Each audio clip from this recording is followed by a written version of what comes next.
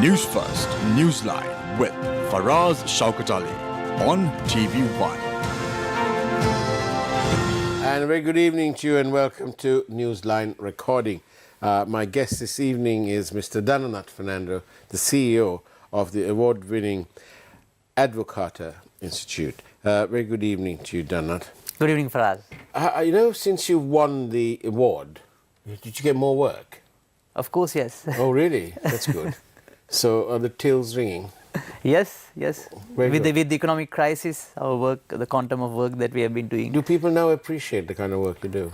I hope so. And from the feedback that we get, yes, it seems there's an impact of the work that we do. But it is unfortunate in a way that policymakers are still reluctant to listen, or they are slightly slow in action. But still, I think I'm somewhat optimistic that people are listening and we can change even in the long run. Good. Now, the IMF have, signed off and whatever, the first tranche came in. The real hard work is now going on, right? Where the government of Sri Lanka are negotiating with the different lenders. So, how is that going, do you think? It's still, as for the public information which is available, it is still at the negotiation process as for the statements by the central bank and the government.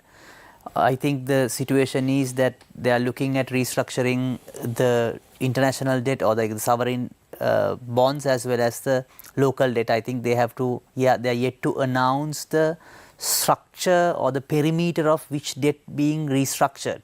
That's where we all waiting for. But my view is, for us, we have to go beyond a restructuring, I mean not the debt restructuring, economic restructuring beyond the IMF program, because IMF program, what they project is about 2%, 3% growth. But for us to move forward, we need higher growth. For that, we have to have a massive reform program which is going beyond IMF, because IMF only will bring stability. We can't just stay in stability. We have to grow our economy for us to come out from this crisis, or we have to grow out ourselves from this crisis. That's how I see it. There's a lot of talk, even in the coffee shops and tea lounges over here, about this haircut.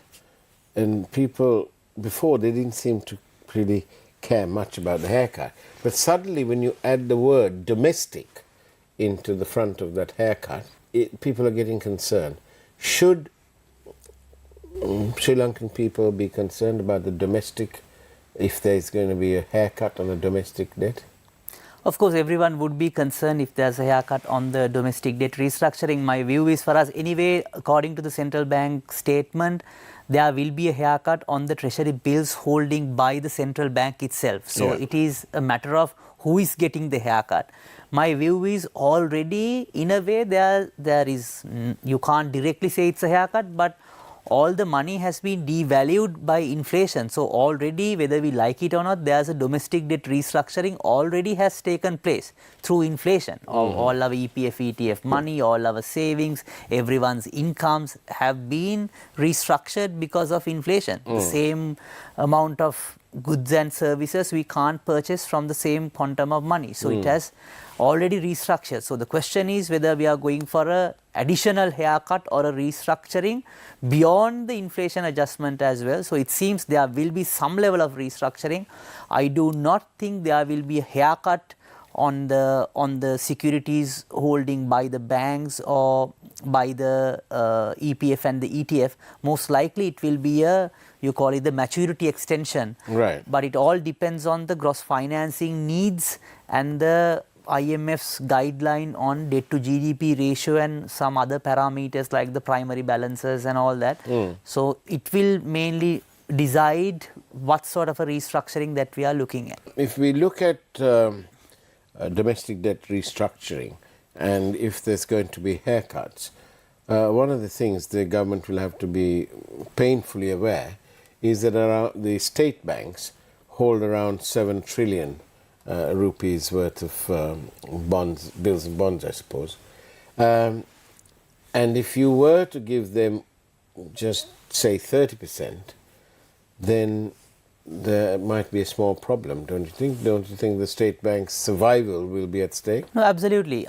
If there's a haircut on the mainly the treasury bonds holding by the state banks, not only the state banks, even the private banks, it would be a big problem, because already these banks are holding international sovereign bonds as well as Sri Lanka development bonds at the same time. So they are expecting a restructuring on that, and they have, in the accounting system, they have somewhat adjusted to these bonds at the early stages, but the treasury bills and the treasury bonds have been considered as zero risk weighted. So with that, it would be challenging if we go for a haircut. That's why I expect most likely it would be a maturity extension, as it seems, and I don't also expect an interest adjustment, because about 30%, this is according to a research paper done by Verity Research with the guidance of Professor Shantan Devarajan, who is also an advisor on this process for the IMF. He's one of the authors.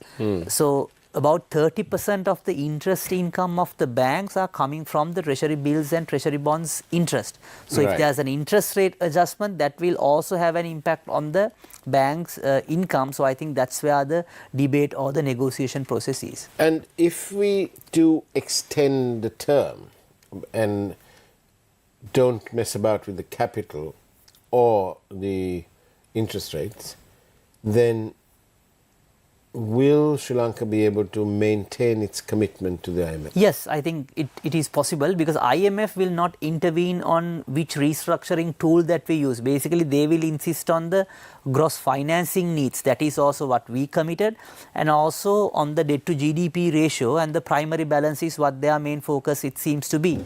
So we can definitely commit to the IMF program. Even on some of the targets, I think there's some room for negotiation as long as we stick to the broader macroeconomic framework. But the challenge would be the restructuring that we get. There has to be two sides to be considered. One is we should have an enough restructuring for us to move forward, because debt is like a massive weight on our head which we really can't move. So there has to be enough unloading of the weightage for us to move faster. That's one side. The other side is, just for the sake of moving forward, if we do not do a proper restructuring, once we start again servicing the debt, we will not make enough progress to service the already restructured debt.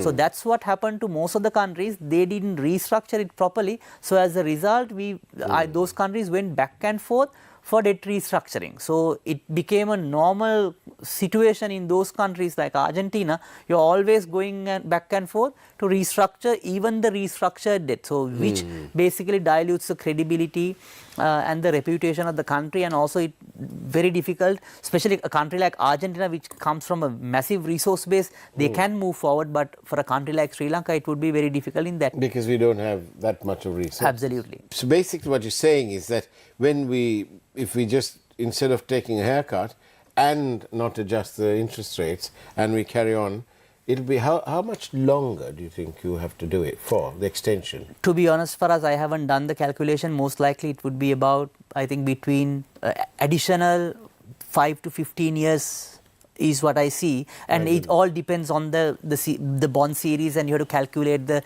interest rates and the gross financing needs, and there are multiple variables in that calculation. So we will leave it for the central bank officials to do the calculation and come up with the best solution for the people. I suppose the most obvious question I should ask you really is, how did we end up here? Simply for us, we borrowed too much money in dollar terms at very high interest rates and invested in non-revenue generating projects. That's the simple version that I have. Because when we borrowed money, if we don't invest in something that generates a revenue to cover our interest as well as the capital, we are going to hit somewhere to the wall at one point. And we hit that wall quite early than even we expected, because with COVID and most of the other shocks that came through, like the Easter Sunday attack, and there was a constitutional coup, and also in 2016-17 there was a drought, and also there was bond scam in 2015 as well. So altogether, where we came here, but our financial discipline has been very poor, and that's one reason we borrowed too much. and at the same time we really didn't have the checks and balances, we really didn't build the institutions.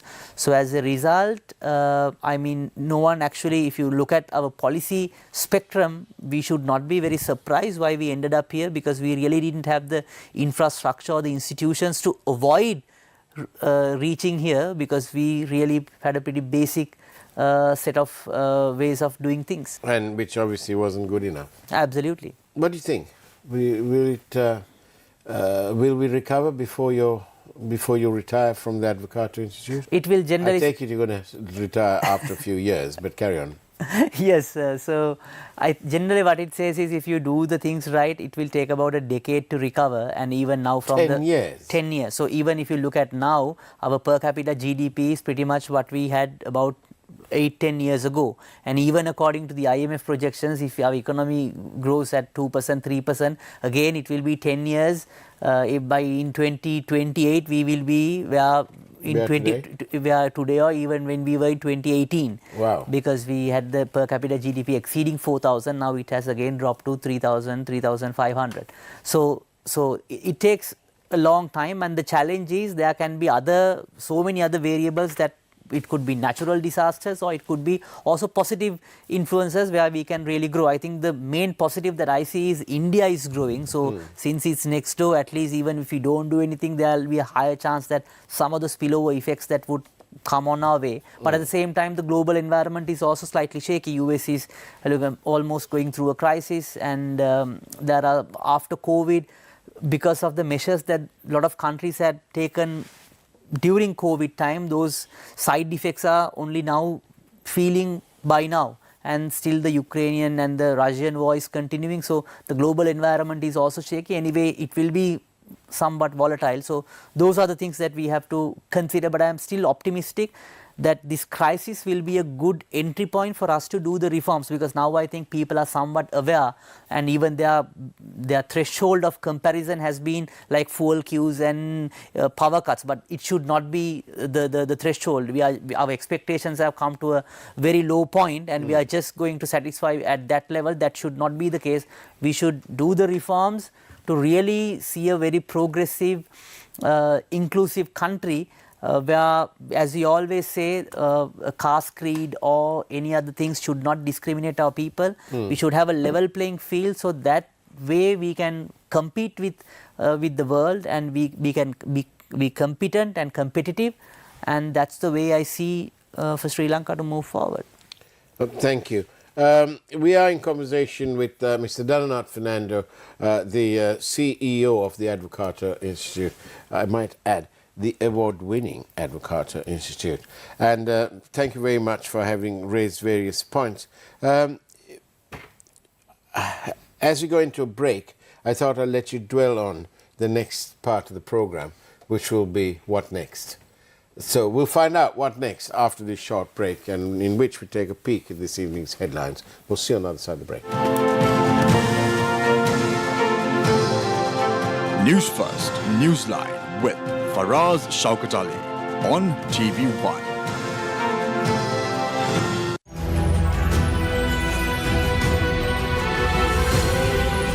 TV1. TV for life. President graces National War Heroes Day commemoration in Battaramulla.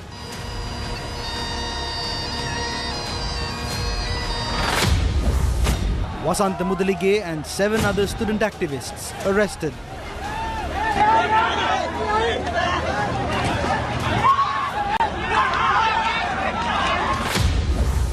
Dhananath Fernando released from Sathasa bribery case. PUCSL chairman seeks permission to visit Parliament to witness debate on the proposal to remove him. Dengue spread to worsen in the next 2 months. Health sector urges taking precautions.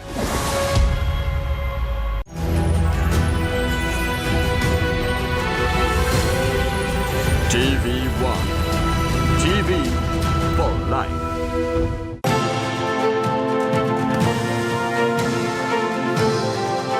News First, Newsline with Faraz Shaukat Ali on TV1. And welcome back to Newsline recording with Mr. Dhananath Fernando, the CEO of the award-winning Advocata Institute. So, Dhananath, as I said before, what next? What can the people do, by the way? What's the people's perspective on this? People should stand behind key reforms for us. That's, I think, what people can do when they wake up on the next day morning. I think they have to constantly stand behind main reforms, mainly on some reforms on the state-owned enterprises, because that we really cannot afford, and without reforming I do not think we have a future. And at the same time, some of the positive progressive measures have also been taken. There's a social safety net being introduced, but I think there are a lot of loopholes that we have to fix. I think still the admin cost component is quite high, and the targeting has to be done well, but at least it's still in the right direction. And also we have to embrace the global trade, because the only ways for a small country, we have been bragging about this strategic location on the east-west shipping route.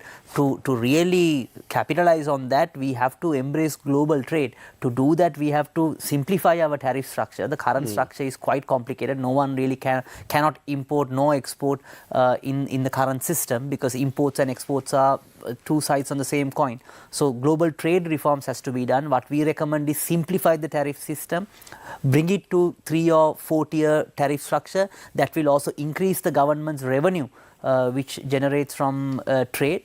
At the same time, we have to have independence in the central bank, because our monetary system, the money printing, the modern monetary theory that followed really caused us to where we are. Inflation and pretty much stealing people's wealth without even realizing them. So those central bank independence has to be established. Those are the reforms that people really should stand behind. I think that's what they can do, and make sure, because there's an election wave that we all can see coming in next year, and the presidential election candidates have also been slowly being announced. So I think we should not move away from our reforms agenda with elections, and we should stop the auctioning of the non-existing resources, as Lee Kuan Yew famously said during elections. Sri Lanka has always auctioning the resources which were non-existent. What an astute observation by the great Lee Kuan Yew. But honestly, in your view, of the key economic indicators, which ones should the government be focusing on in order to get the dollars coming in? The obvious one is obviously tourism, but what else? Tourism is one. I think the second is on exports. As I mentioned, the trade has to be enhanced, and to that one option is consider, I think there's a discussion about coming to a trade agreement with Thailand. But I think we have to have a more closer partnership with India, because that they are becoming one of the main growth sectors. I mean, they are holding a lot of growth sectors in the economy, and even according to the IMF, that it is expected that the India will contribute to the growth quite significantly in the coming years. So I think that's one area that we can look at. And also, even on the remittances for us, I think our diplomatic missions has to be more concerned about the opportunities which is coming in the other areas, because even the remittances, now what we see is a lot of people expect that with the migration that people will send us money back, but we have to realize the middle class who are migrating, actually they are migrating with their families. So of course they will send some money, but of course they have their expenses, and they will keep the money that they earn there for their own expenditure. So but there are skill gaps in other countries which has to be coupled with the Sri Lankan system, because for some of the skilled workers, there are a lot of opportunities in the European Union countries and some other countries. So those are the opportunities that the diplomatic missions has to focus, because that will improve our remittances numbers. That's the second thing. I think third is mainly also deregulating some of these business registration and ease of doing business has to be one of the key areas, because when people's income is slightly going down, people will also try out options to really have a higher income. So that's where people try different things. They will try export, they will try out a lot of things. So there has to be enough space for them to do it, because now the problem is even to register a business, opening a bank account, the number of documents, the process that you have, it really discourages someone who is even trying out. So those barriers has to be removed, and there's a massive licensing scheme for everything that you need to get a license, and you have to always interact with someone, go through someone. So we have to minimize that for us to encourage our young generation to try things out. Off the top of your head, which industries, which sectors would you say to the government, why don't you do these 3 sectors or 5? Or which ones would it be? I would still consider the ICT sector that has potential. Second, I would also consider the food concentrations and the agricultural food manufacturing. That is another sector. I think even in the export strategy that has been done, the shipbuilding, those areas has also been considered. I think that those are the main 3 sectors that I would consider, but I think additionally there is still some scope also on, I think, rubber products and seafood products as well. Those are the main areas that I would consider looking at.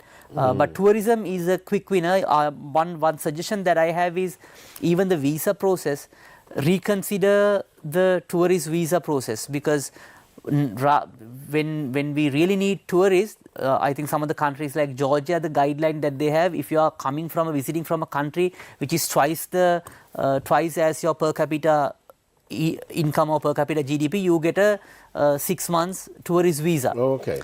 So that makes things quite easier, and that will bring Sri Lanka to the consideration set, and more likely people will visit, and when they visit here they will consume things. So rather than just the visa fee, they will spend a lot of money here. So I think that's something that we can consider just on a stroke of a pen.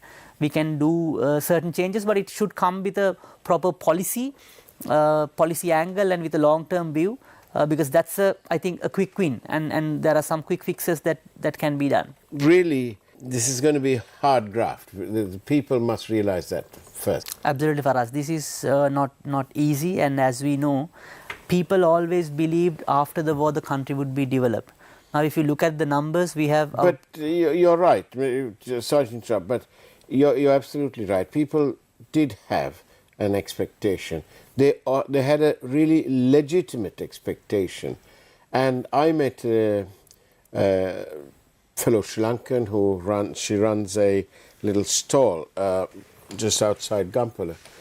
And when I met her at the end of the war, during the war, she said, we need to do our bit for the country and so on. But when I met her after, her words were, well, now that it's over, we may find things easing up now for us. And how wrong she was. Because, one of the things she said was about the defense expenditure. She said, during the war, we never asked them to stop, keep spending.